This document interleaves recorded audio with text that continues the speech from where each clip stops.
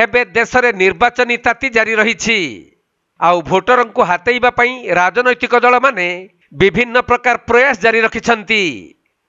तेबे एही समय रे विभिन्न जगारू पुला पुला टंका धरा पड़ुथुवा बेले झारखंड ग्राम्य उन्नयन विभाग मंत्री थिबा आलमगिरी आलामंक व्यक्तिगत सहायक संजीव लालंक घरू 20 कोटी अधिक टंका जबत करिछि ईडी, जहाँकि एनफोर्समेंट निर्देशालय बा ईडी रो एक टीम झारखंड मंत्री आलमगिरी आलामंक व्यक्तिगत सहायक संजीव लालंक घरे रेड करिथिले।